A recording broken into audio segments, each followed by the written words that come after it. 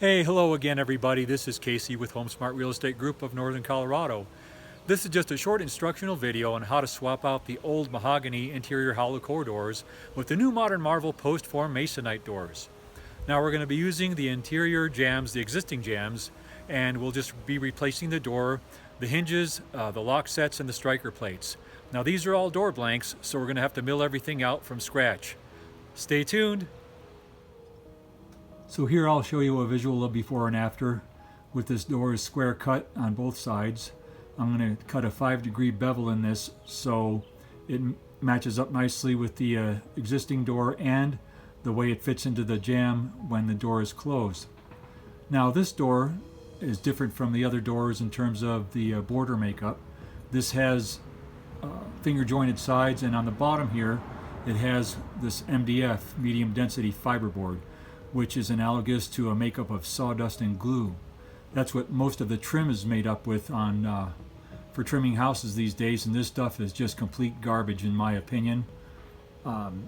It's crappy to work with, it chips easy, and when any kind of water intrusion gets into this stuff, it swells like a sponge.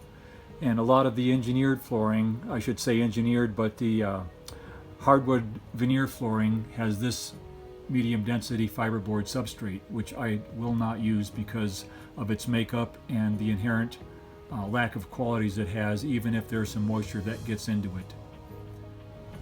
So now that I've got this bevel cut on the lead side of the door, we're going to come over here to the hinge side, and there's my two little marks. That's what I got to take off that side to make the door fit exactly like the existing door was, the hollow core mahogany door, and I'll be doing that shortly.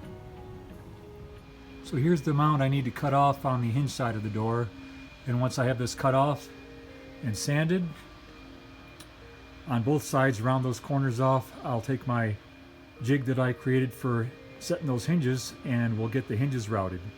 That's the next step.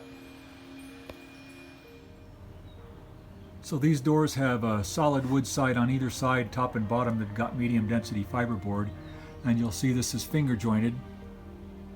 The old doors used to be clear pine or clear fir, where you could either paint or stain them. With the lack of good supplies these days, good materials, most everything is made like this and then painted. So the next step here is I'm going to sand off the saw marks on either side of this door and then slightly bevel round those sharp corners off, so when the doors get painted, that painted here as well. So I've got the saw marks out and the corners slightly beveled, and even though I'm using my old worm drive skill saw, framing saw, because my old Porta-Cable that I bought in '85, the switch finally went out in it, so I'm just using that one temporarily till I get a new switch in my other one. But I still use a 60-tooth carbide blade, which minimizes the cut in terms of saw marks, and it's a lot smoother than using a blade with less teeth and non-carbide. One other rookie mistake is that guys get in a hurry and they won't route the hinges on the right side to where the door opens properly. So I'm going to show you that on the inside to tell which way a door swings, whether it's a right or left hand swing, and it's a simple method and you'll get a chuckle out of it. So I made this mark with a mechanic's pencil because I like to use those as a fine point, and I'll show you my router jig here in a second. And I'll come down here, so that's 9, and then 67.5 is my next mark, which is right here, and I will make the same type of mark for my hinge on this end to calculate where my router jig will go.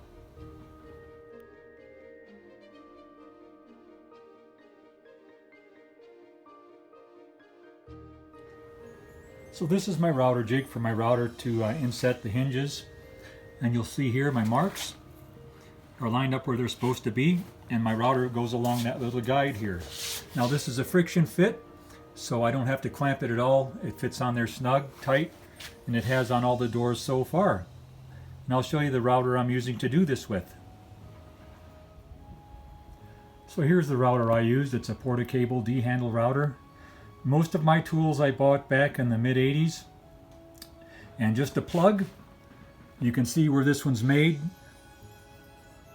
And it's not one of those Chinese models that breaks after about 1.5 years. I've had most of my tools for about 35 to 40 years, and they still work impeccably well. So I made this router jig exactly the same negative space pattern that needed to be done for this hinge. Now these hinges have a bigger radius on them, so there's a little bit of a gap on either side.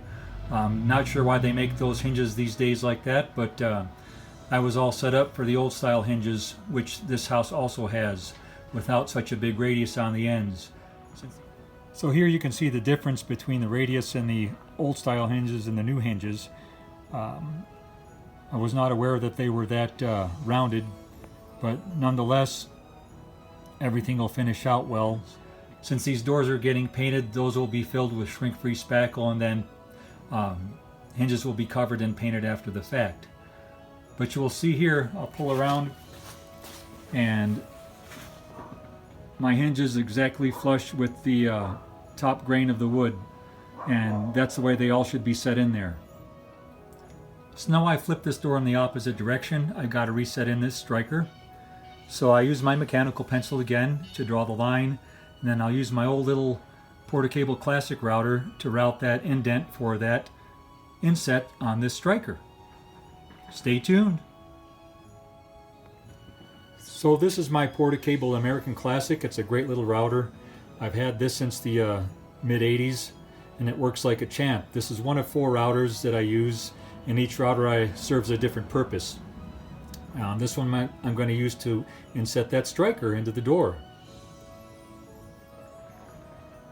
So I don't have a jig for this, I just do this by hand. It's not a hard one to do. So I'm going to get my router out and get this inset, and then we'll show you how it looks like when it's finished. So I've got that new pocket routed out, and this striker fits in there nicely. That other little mark there is from the machine jig that they used originally to route these out. So there you have it, a nice flush fit. And there's still enough variance here for that 2 3/8 back set. These are universal. They either have a 2 3/8 or 2 3/4 back set, and that's been like that for ages. Next, we'll be putting the hinges on and hanging this door. So here's a fun, simple little method that'll make you giggle.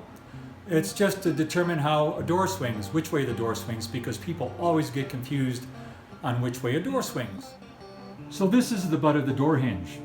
There's always 2 or 3 on a door, depending on if it's an interior, exterior, or hollow core, solid core. So you're going to take your butt and back it up and meet the butt of the hinge of the door. So when you're faced back to back, butt to butt, whichever way that door swings is the way you determine if it's a left or a right hand swing. So that clears up any confusion for which way's door swing, and now you know. So anyway, I hope you learned something a little bit from this video, and use it in good health. This is Casey with HomeSmart Real Estate Group of Northern Colorado. Have a wonderful day, and we'll see you down the road, okay?